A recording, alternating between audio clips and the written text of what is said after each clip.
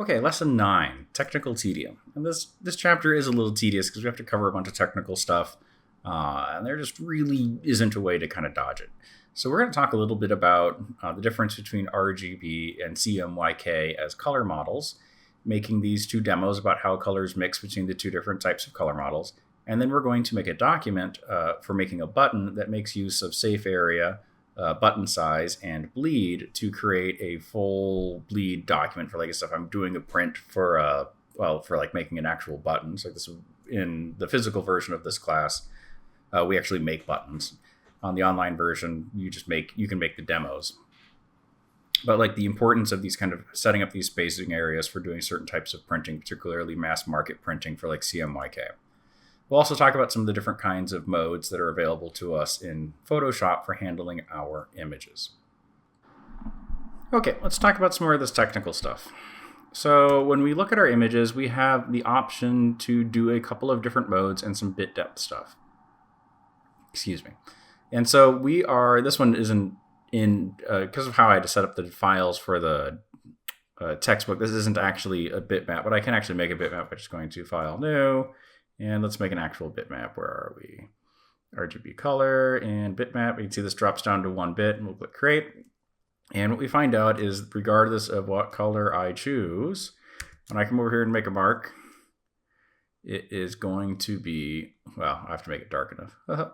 It's going to be black. And if I zoom in on it, it is just black solid pixels. There's no aliasing possible in bitmaps. And what this is it is only capable of making black or white pixels. There's nothing in between. It is literally 1 bit. And we can see that in this image right here, where each bit is, we only have black through white, but if we zoom out, we get the illusion of a full continuation of tone. Now, bitmaps aren't used very often anymore. Sometimes they'd be used for kind of certain types of pixel art or kind of retro game art. And then they're also very much used for doing things like scanning text documents and making the storage size very, very small back when storage size really mattered a lot. Storage size doesn't matter as much anymore for text documents because they're just not that big. But this is a highly efficient, very small file size image when you make a bitmap. We don't need you, and we'll go ahead and close this one. Next, in our types of complexity, we have grayscale. And if we go over here into channels and we go to image mode and we actually make this a real grayscale, we can see we have only gray available to us as our possible color. So similarly, like no matter what color I pick, I only have access to grays. So I have a single color channel where I have basically light through dark of 0 through 255 possible values when I am in 8-bit color space. So 8 bits represents the number of steps from getting to fully turned on to fully turned off. I can also do 16 bits, which is quite a bit more because it's really 2 to the 16th power versus 2 to the 8th power, giving me significantly more tones to work with, but still just white through black. Now on a computer, we are working in what's called RGB color space. And RGB color space is exactly what it sounds like. It is red, green, and blue pixels mixed together, and they look like this as a normal image. And so like this is just red, green, and blue. And if we click off some of these color channels, we can see it represents how bright it is. And when I say how bright it is, I mean the subpixel. So like if you zoomed in on your computer screen when you were looking at this image, you would see something that looked like this, except much more detailed. Like I've a kind of, this is kind of a fake overlay for what it looks like. And what it is that every pixel on your screen is a mixture of red, green, and blue light in order to make up your whole image. So like if we go back to this demo, we can see that we have red, green, and blue. And when I turn these off, they represent how bright those individual subpixels are. So like red is very bright in comparison to the other ones because there is a lot of red in this eyeball. Now, not everything is in the digital environment where red, green, and blue add up to white. We also have print environment for CMYK where everything subtracts to white. So instead of having red, green, and blue, we have cyan, magenta, yellow, and then key or black in order to give deeper, rich tones. Because when you rich cyan, magenta, and yellow together, you get this kind of charcoal gray mud color. So they added black in order to get deeper tones. And then rather than having subpixels, you end up with a half-tone series of dots in order to create that full illusion of continuous tone. So like if this went to print, or like you pulled up in a cereal box and pulled out a magnifying glass, you'd see a dot pattern on it that looked something like this in order to create those tones. And we can see as they mix together, they create that full range of possible colors, creating my full range image. And when I zoom out, like, it starts looking normal again. Okay, so let's actually see what this looks like and apply this in making a document. So I'm gonna go ahead and close this. And let's go to File, New. And we're gonna make basically a computer screen that is turned off. So let's label this Chapter 9, and we'll label this RGB Demo.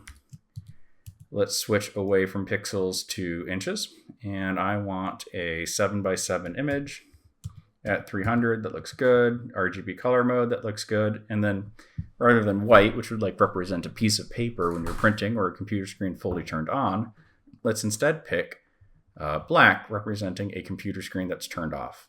And then if your color profile switched like mine, just switch back to sRGB. And let's click Create. So again, this black box represents a computer screen that is turned off. So let's add in a circle. So I'll click on the ellipse tool, and I want a good red that's active. So I'm going to go over here to Fill, and I'm going to click this little hue button right here, which opens the color picker. I can also get to the color picker by clicking here, or clicking here, or clicking here, and then like there's just a lot of ways to get to that color picker window. In fact, let's talk a little bit more about the color picker now that we've talked a little bit about what these different kinds of color modes are. So one way of interacting with color, which is what we've been doing over here with this circle, is hue, saturation, and brightness. So H represents hue. So this slider allows me to move in a 360-degree circle represented over here in this color wheel. And an easy way to think about this circle is if you took a rainbow and you made the ends meet, and that's what you've got. And when those ends meet, they mix, and you get this kind of imaginary fuchsia magenta color that doesn't really exist. But when we perceive it that way, when red and indigo mix together.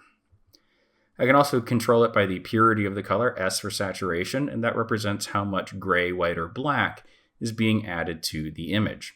Similarly, I have B for brightness, so like that color that's being added to it under saturation, is it black, or am I adding in some white when I'm using this saturation slider? It's like how bright of a color am I mixing in with saturation?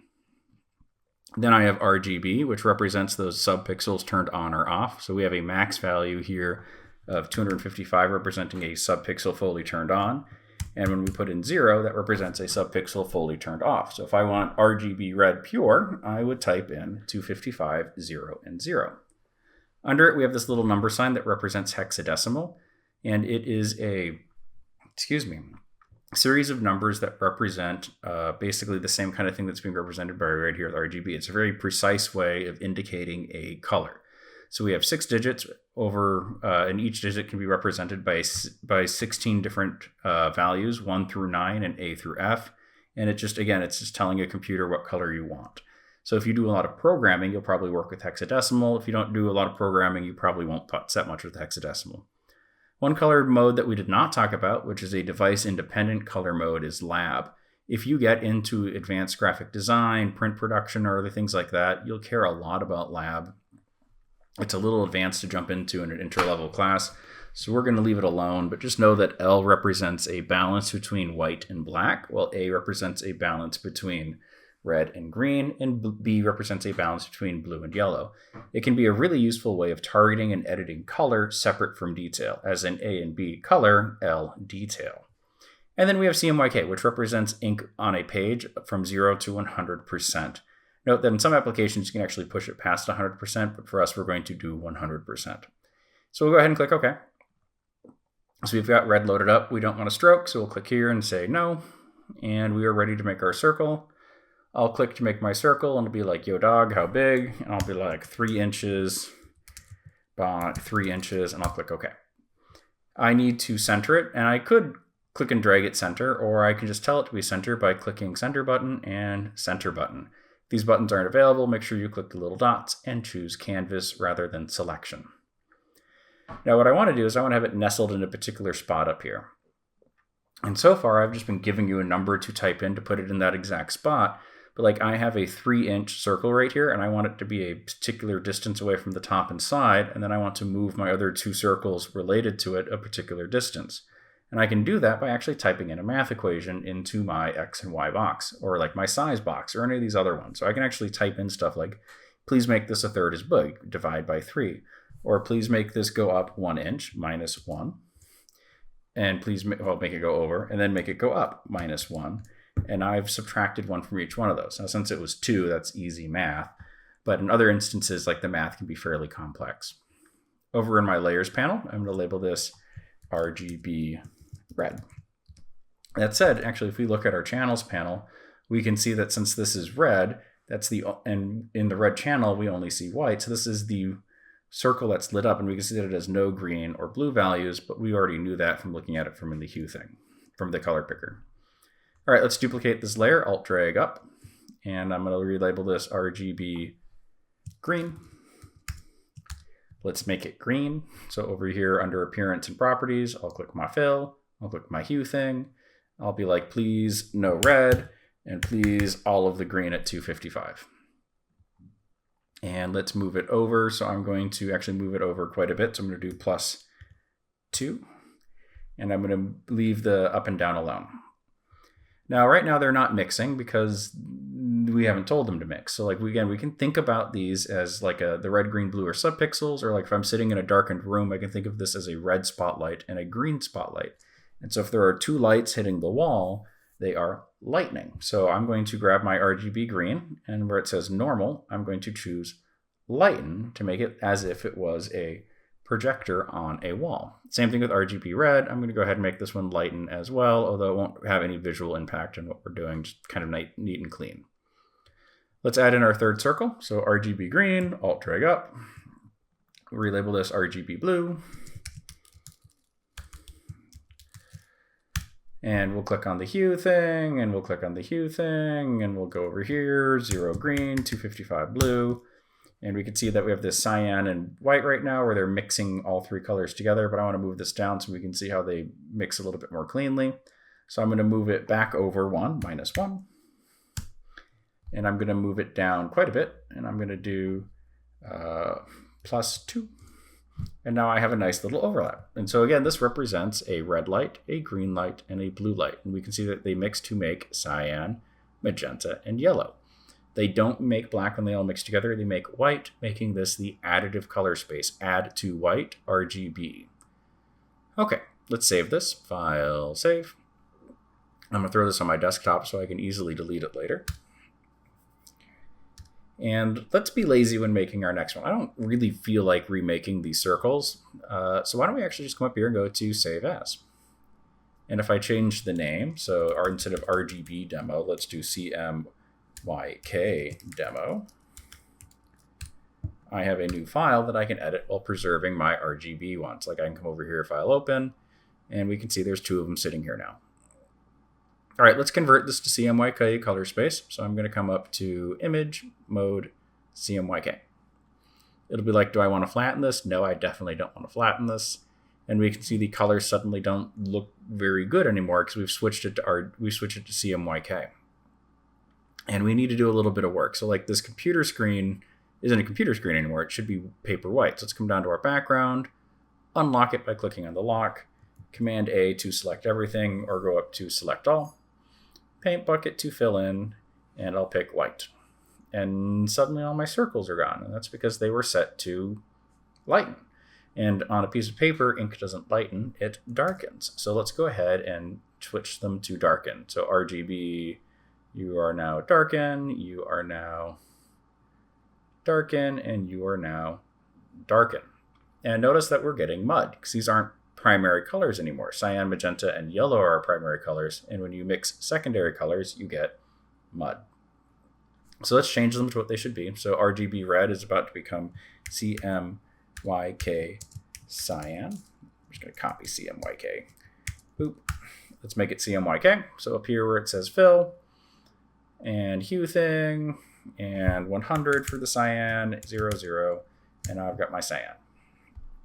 Let's rinse and repeat. So RGB green becomes CMYK magenta. Let's change the color. 0, 100, 0. And I'm just moving between these with the tab key. So now we have our cyan and magenta, which makes it last blue. And let's grab our RGB blue and make this CMYK yellow. And I'll click where it says fill, and I'll click my little hue thing, and I'll be like 0, 0, 100. Okay. And we can see that we have our new primaries, cyan, magenta, yellow, and our new secondaries, red, green, and blue. And where they mix, they make black. So again, to get to white, we would actually remove ink, so we would subtract to get to white, CMYK, subtractive color space. Now, in theory, mixing our three primaries together in this color space should produce a nice rich black, but instead we get this kind of charcoal gray. So to get a good black, designers and printers added key, which is basically just black ink. So I'm going to click a new layer, and I'm going to label use CMYK, key, parentheses, black. And I want to select this little area and fill it black. So I'm going to come over here and go 1, 2, 3, 4 tools down and grab Mr. Magic Wand. And I'm going to turn on Sample All Layers. I'll click this little triangle. Boop. And I'll click the fill box and I'll say black. And now we have a nice example of CMYK color mixing. Again, we subtract to get to white. All right, let's actually make a button now. So like if we were going to make something that went to print, so like that's what the CMYK thing kind of represents. Although for fine art printing, you would still print in RGB.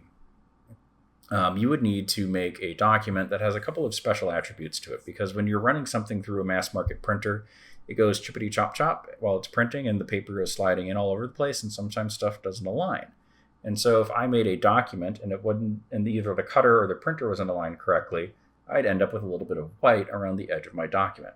And I don't want to do that. So let's make a new document, and we're going to make a series of guides to help prevent that problem. So let's go to New File, and I'm going to label this Chapter 9 Button.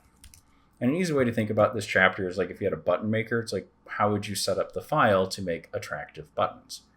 So for my width, I'm going to do 3.5, and for my height, I'm going to do 3.5. And I'll leave the rest of this alone, except this needs to be white. Brightness, white.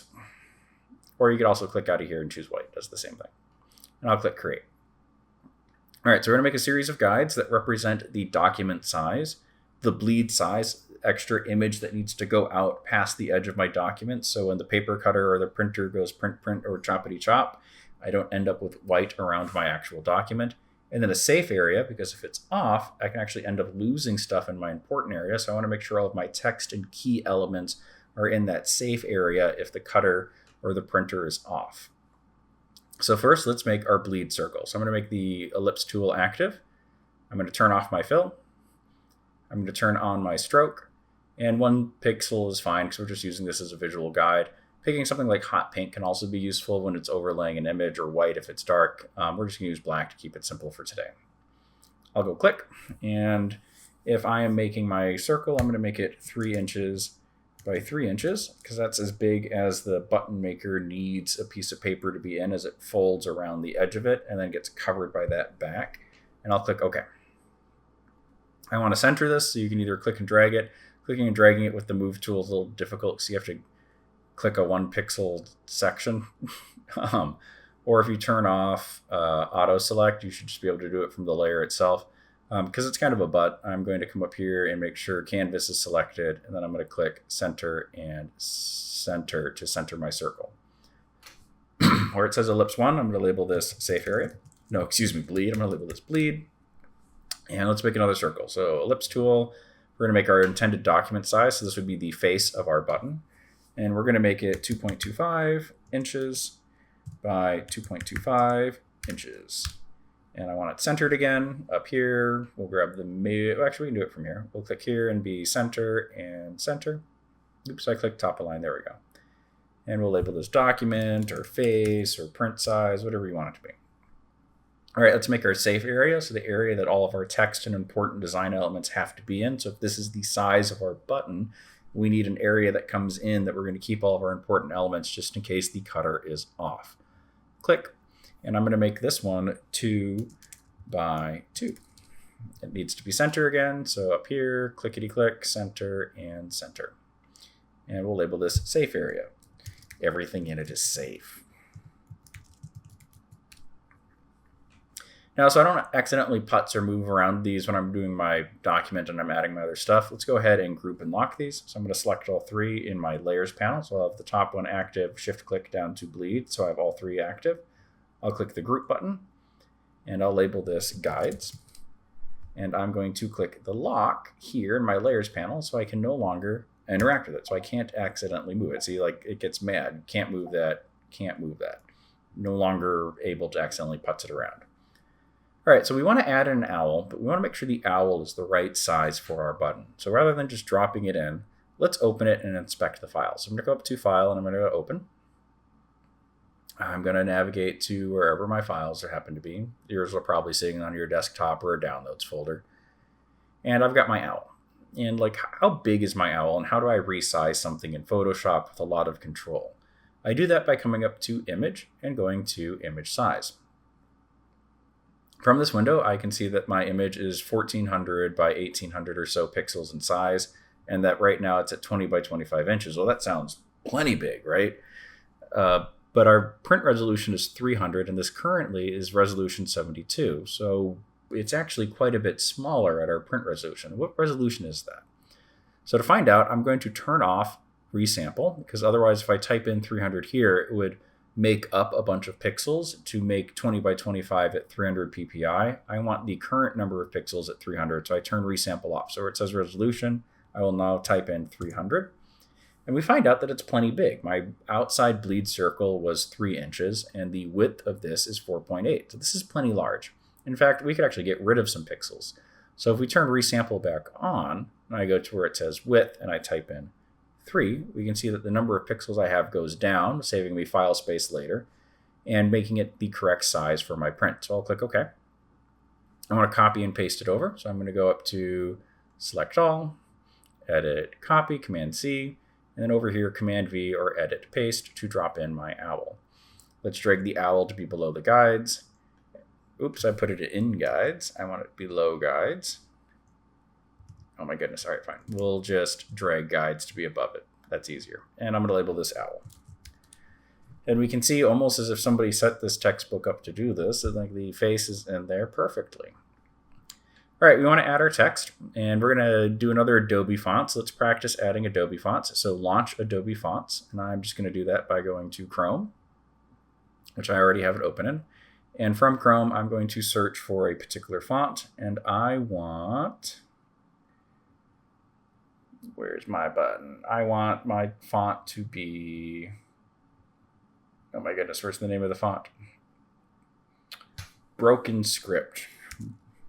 So right here where it says look for a font, I'm going to type in Broken.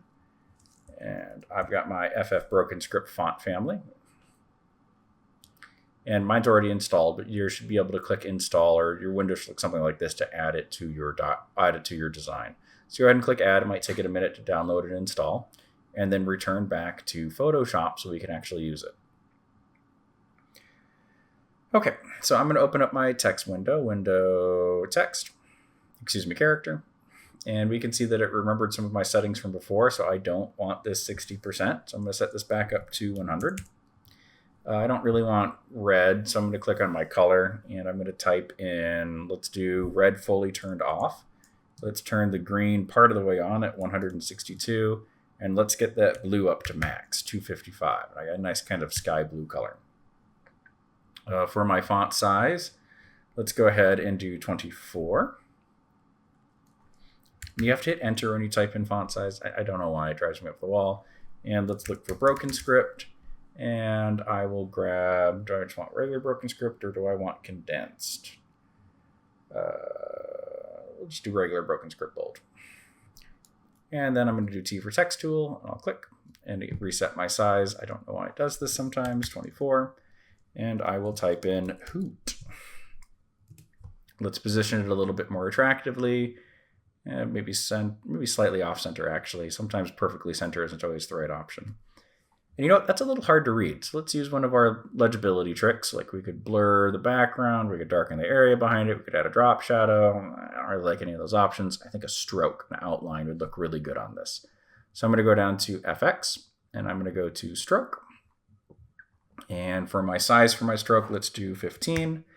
And now it looks dumb because the position set to inside. This really should be set to outside, so it goes around it. This is like what you see for a lot of memes. And then make sure blending mode's normal, opacity 100, and you've got a color of black, and click OK. And suddenly that text is way easier to see.